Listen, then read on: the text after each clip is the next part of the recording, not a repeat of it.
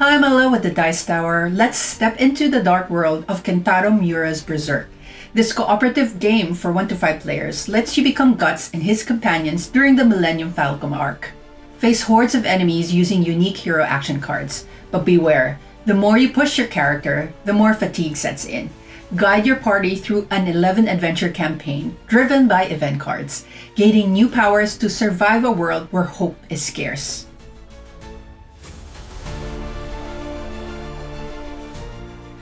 Now let's look at how the game plays out. Each adventure is divided into rounds. Every round follows the same 4 phases. First, it's the hero turn. All players take their actions together. Then it's the enemy turn, where the monstrous forces strike back. Next, the events phase resolves, revealing new story twists and objectives. Finally, the round ends with the upkeep phase. An adventure ends when an event card says so, usually after you complete an objective or a certain number of rounds pass. But be warned, these conditions can change based on what happens in the game.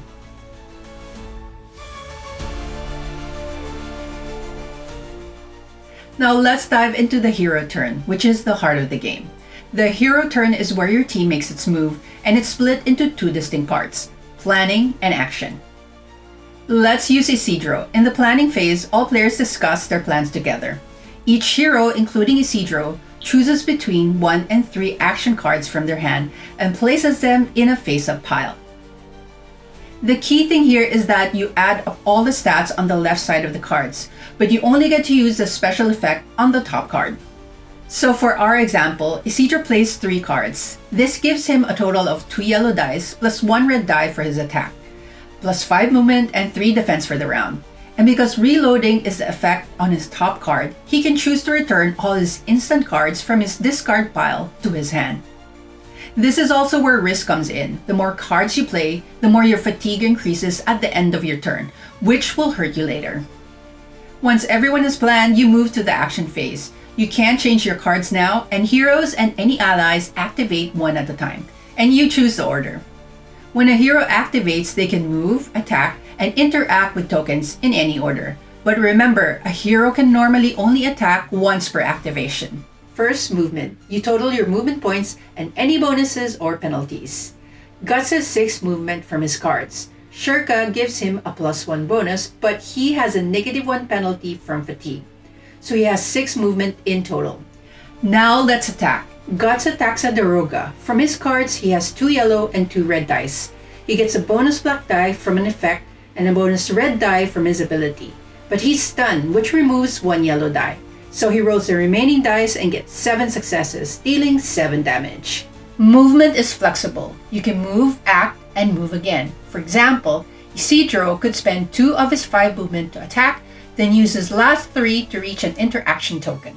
Allies are also activated during the hero turn. They follow similar rules for moving and attacking, but they don't suffer from fatigue. After a hero finishes their activation, they immediately increase their fatigue based on how many cards they've played, and that's the complete hero turn. Now it's the enemy's turn. The best way to understand this phase is to see it in action, so let's follow a specific enemy activation step by step. First, we choose which enemy activates. The rule is simple. The enemy closest to a hero goes first. In this case, let's say the Grunwald Apostle is the closest to Isidro. His activation has 2 parts, movement and attack. First, movement. The Grunwald Apostle will move towards the closest hero, which is Isidro. He'll use the movement points on his card to get as close as possible, stopping only when he is in range to attack. If he's already in range, he won't move at all. Then the attack. Once movement is done, he attacks. The Grunwald Apostle moves 2 spaces and attacks Isidro. He has 2 yellow dice and 2 red dice from his card. He gets a bonus red die from his ability, but is also stunned, which removes 1 yellow die. So his final attack dice pool is 1 yellow and 3 red. He rolls and gets 7 successes. That means he deals 7 damage to Isidro. Let's see how Isidro holds up. Imagine a Daroga attacks Isidro and deals 5 damage. Isidro has 2 defense from his action cards. Frenzy uses her effect to grant him 2 extra defense. But Isidro also has a penalty of 2 defense from his fatigue trap. So his total defense is 2, he takes 5 damage minus 2 defense, which equals 3 wounds. Allies defend in a similar way, but they use the fixed defense stat on their card. And that's the flow for every enemy. Closest enemy goes first, they move, they attack, and you defend. The enemy turn continues until every monster has had its chance to strike.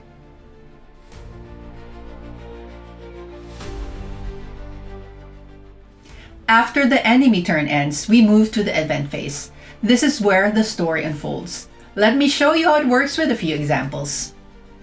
First, you check the objectives on any face-up event cards. If you've achieved one, you resolve it immediately. For instance, an objective might be to defeat a specific enemy. Once you do that, even during the hero turn, you would reveal the next event card right away. The new event card can change everything. For example, when this event card is revealed, you take the special rule card 13, the Berserker Armor, which changes gameplay.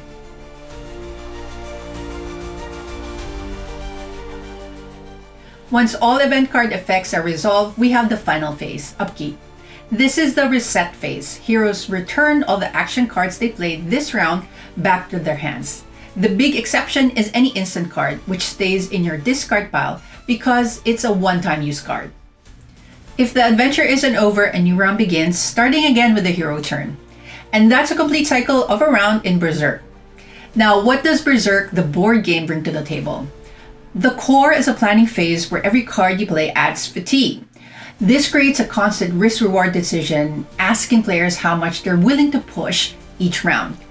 Then the story unfolds through event cards, which can introduce unexpected twists and turns, making each playthrough dynamic. And the game is built around these highly detailed miniatures, aiming to bring the iconic characters directly to your table. So, if you want to see how it all comes together, the crowdfunding page has all the details. The game will also come with the Build Your Own Adventure mode, which allows you to create your own adventures on the fly using a deck, adding both replayability and, if you like, a departure from the original work. There will also be a purely solo expansion designed to be played with a single character. So check out the link in the description below. That's a look at Berserk. I'm Ella. Thanks for watching. And see you next time on the Dice Tower.